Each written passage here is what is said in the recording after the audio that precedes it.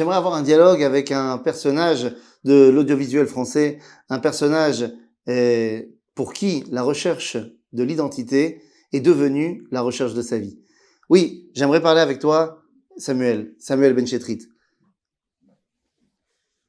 Dans tout ce que j'ai pu lire, voir ou apprendre sur toi, eh bien, je me rends compte que finalement, ta vie, c'est une grande épopée vers toi-même.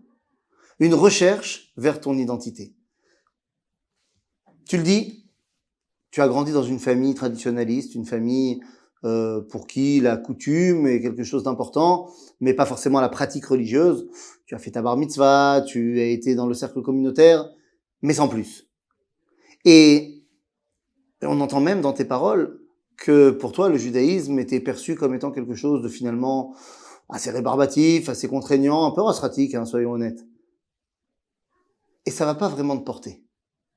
Mais au fur et à mesure de ton évolution, par là des aléas de la vie, eh bien, tu vas commencer à avoir une vraie question. Pourquoi ? Pourquoi je suis là ? À quoi elle sert, ma vie ? À quoi ça sert, de manière générale, la vie ?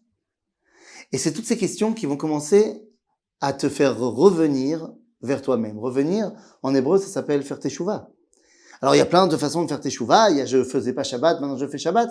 Mais la teshuva, dans son sens premier, c'est le retour. Le retour vers quoi ? Eh bien, comme tu nous dis, pour toi, le judaïsme, c'est une invitation à revenir vers soi-même. Une invitation à reprendre contact avec son identité. Pour ça, eh bien, il a fallu que tu renoues avec quelque chose que tu n'avais pas fait depuis, d'après tes dires, depuis 25 ans. Lorsque tu dis, j'ai pas réouvert un livre de Torah depuis ma bar mitzvah pendant 25 ans. Et là, tout d'un coup, je redécouvre. Je redécouvre et je vois cette Torah qui a un message incroyable. Et puis, il n'y a pas de raison que ce message fantastique, je le garde pour moi. Et tu dis que voilà, tous tes amis, qu'ils soient juifs ou non juifs, eh bien, tu fais profiter tes amis des nouveaux maîtres que tu t'es découvert, qu'ils soient Rabbi Nachman de Breslav ou peut-être le Rav Benchetrit que tu connais plus personnellement. Et en ça, tu me rappelles finalement un de mes maîtres à moi à la Yeshiva qui nous disait « Lorsque tu as quelque chose de bien, ne le garde pas pour toi, fais-en profiter les autres. » Et en fait, c'est une des pierres angulaires de tout le judaïsme. Le don de soi aux autres. Ça, pour pouvoir donner, il faut d'abord se connaître. Et donc, tu dis, voilà, moi, ma vie, depuis que j'ai recommencé à essayer de comprendre à quoi elle servait, eh bien, je suis en recherche perpétuelle. Mais en recherche de quoi ? En recherche de moi-même, en recherche de spiritualité, ou alors, en un mot, en recherche de Dieu, en recherche du divin, en recherche de la transcendance, en recherche de quelque chose qui est éternel. Et en vérité, eh bien, cette recherche-là, cette connexion avec la transcendance, eh bien, c'est le propre du peuple juif. Le propre du peuple juif, et tu le dis toi-même. Je suis juif, donc c'est un peu ma nature de rechercher la spiritualité. Eh bien, c'est de ça qu'on parle.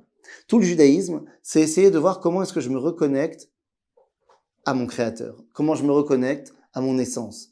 Comment je me reconnecte à mon identité. Tu sais, la reconnexion, la recherche de spiritualité commence avec le simple fait que nous faisons partie du peuple hébraïque. Avant d'être juifs, on était appelés les Hébreux. Et cela vient d'un homme qui s'appelait Ever. Et de lui, Ever, on va nous dire que c'est le premier personnage qui était prophète. C'est-à-dire que la connexion avec le divin est le propre de l'identité d'Israël. Et c'est exactement ce que tu es en train de nous dire. Mais tu mets le doigt sur quelque chose de très important. Pour arriver à cette connexion-là, l'un des tenants pour arriver à la connexion avec le divin, c'est la joie, la simcha, le bonheur. Et tu nous dis, je ne me rendais pas compte, mais il y a tellement d'appels au bonheur et d'appels à la joie dans le judaïsme, c'est incroyable. Et tu cites des maîtres comme Rabbi Nachman de Breslav, mais il y en a tellement d'autres. Finalement, le judaïsme, ce n'est pas austère. Le judaïsme est quelque chose de joyeux, de vivant, plein de promesses de l'avenir. Et donc finalement, eh bien, c'est cette joie retrouvée en toi qui te permet, comme tu le dis, d'être beaucoup plus apaisé, d'être beaucoup plus clair dans ton identité. Alors, puisque tu parles de retour, puisque tu parles de connexion avec toi-même, eh bien, je voudrais te rappeler que la véritable connexion avec notre identité ne peut pas passer que par, une recherche spirituelle, mais elle se reconnecte également par la terre ancestrale de notre identité. Si un jour tu décidais de vouloir justement redécouvrir la terre de tes ancêtres, la terre d'Israël, eh bien, en ma qualité de guide et pas seulement rabbin, je me ferais un plaisir de pouvoir participer à ce voyage avec toi, participer à cette redécouverte de moi-même, parce qu'il ne s'agit pas que de toi, il s'agit de moi, il s'agit de tout le monde. Et puis, tu sais, si tu veux approfondir encore tous ces questionnements sur notre identité, notre existence, le pourquoi, du comment, eh bien, que ce soit moi ou d'autres rabbinim de l'équipe de Israël Torah, de Rav Ben Chetrit, eh bien, on serait certainement très très heureux de pouvoir continuer ce voyage ensemble. En tout cas, je te donne rendez-vous le plus vite possible. À bientôt, mon ami.